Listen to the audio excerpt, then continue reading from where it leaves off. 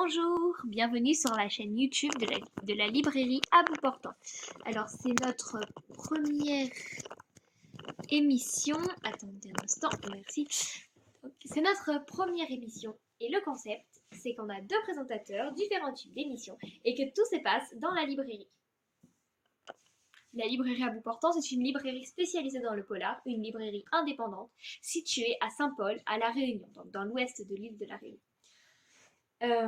Ici, si on est spécialisé dans le polar, c'est pas forcément pour une raison commerciale, c'est simplement parce qu'on est des amoureux du polar. On adore ça. Il y en a pour tous les goûts, jeunesse, BD. Vous voyez pas, mais derrière on a adultes et manga. Et même des jeux de société, des escape games. Il y a vraiment de tout. Ah, si vous voyez un petit peu les mangas là-bas, je les avais pas vus. Voilà. Donc, on va filmer exclusivement dans la librairie et en lien avec nos livres. U4, c'est 5 livres. Voilà, 5. On peut lire les 4 premiers tomes dans l'ordre qu'on veut. Donc les 4 premiers tomes, c'est Jules de Carole Trébor, Corridon d'Yves Grevet, Stéphane de Vincent Villeneuve, Yanis de Florence Rinkel, et Contagion, donc le 5e tome, celui qui conclut notre suite. En gros, je vous explique, c'est simple. Donc, les 4 premiers, ça se passe en même temps, c'est juste 4 points de vue différents. Alors qu'en face, Yanis, Stéphane, Corridon, Jules, Corridon, Stéphane, Yanis, Jules, Corridon, Stéphane, bref, ça revient au même. Il faut lire les 4 en premier, avant Corridon. Contagion, excusez-moi. C'est tout. Mais cela, vous faites comme vous le sentez. Personnellement, j'ai fait Jules, Corridon, Yanis, Stéphane. Mais après, vous faites comme vous voulez. Ce que je vous ai pas dit encore, c'est que ces romans-là, ils existent aussi en bande dessinée. Elles sont juste par là-bas. Là, je sais pas si on les voit. Non, on les voit pas sur la vidéo. Je vais vous les apporter. Bon, je ne les ai pas toutes prises. J'en ai pris que 2. Ça, c'est Jules. Donc, c'est le même principe. On a 4 tomes qu'on peut lire dans l'ordre qu'on veut. Jules, Stéphane, Yanis, Corridon. Vous pouvez faire Corridon, Jules, Stéphane, Yanis, Stéphane, Corridon, Jules. C'est pareil, on peut faire dans l'ordre qu'on veut. Mais cette fois-ci, pour conclure, on n'a pas Contagion, écrit par nos 4 auteurs. Nous avons Chronos. Voilà. Je vous avoue que celui-là, je ne l'ai pas encore lu, mais tous les autres, c'est fait. Donc je vais vous parler un petit peu de cette histoire. Ah, on les voit là sur le côté, je me suis mis dans un bon angle. Bon, bref. Du coup, on va parler un petit peu de cette saga qui a été un sacré phénomène quand même à sa sortie. Bon, eh bien U4. Qu'est-ce que c'est ? D'abord, U4, c'est le nom d'un virus. Un virus qui a causé une épidémie assez répandue, un petit peu comme le Covid, mais en pire, bien pire. Il a décimé 90% de la population mondiale. Les seuls survivants, c'est les adolescents, de 15 à 18 ans. Pourquoi eux ? On ne sait pas. Mais ils ont survécu.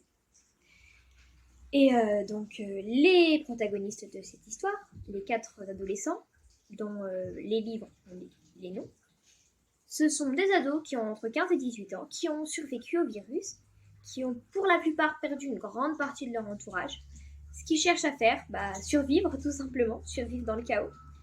Et ils ont autre chose, un point commun. Ils jouent tous les 4, un jeu vidéo. Ça s'appelle What. Il y a plein de niveaux et eux, ils sont arrivés au niveau expert. Et ils reçoivent un message d'un fameux Chronos sur What qui leur dit qu'ils peuvent sauver le monde. Sauver le monde de U4. Donc bien sûr, ils vivent l'apocalypse et alors ils se disent que tout est possible. Et ils vont essayer de faire ce que leur dit Chronos, espérant pouvoir sauver le monde. Chacun des personnages a une histoire très touchante, assez compliquée. Mais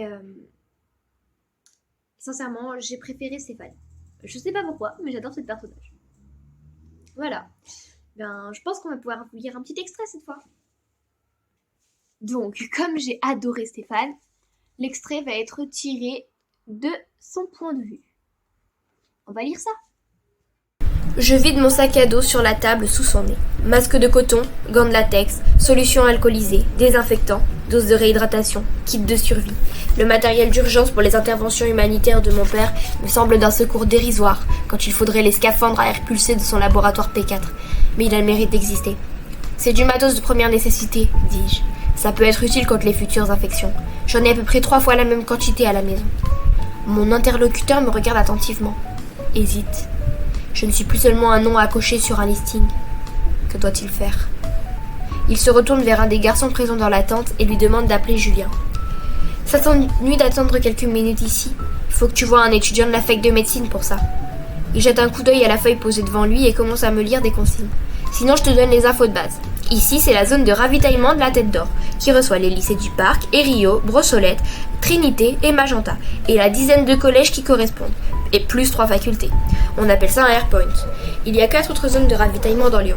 Si tu te présentes ici entre 8h et 15h, tu recevras chaque jour une ration repas et 2 litres d'eau. Les étudiants de la fac de médecine s'occupent du suivi médical. Les élèves de classe de prépa administrent la zone de ravitaillement et les zones de logement communautaire. Les étudiants? Ceux de première année, oui. Tous les autres sont morts. Et bien sûr, disponible en librairie à bout portant. On espère sincèrement que cette vidéo vous aura plu. Pensez à liker, vous abonner, activer la petite cloche de notification, commenter, partager. En attendant notre prochaine émission, à vos marque-pages, prêts, lisez et à bientôt!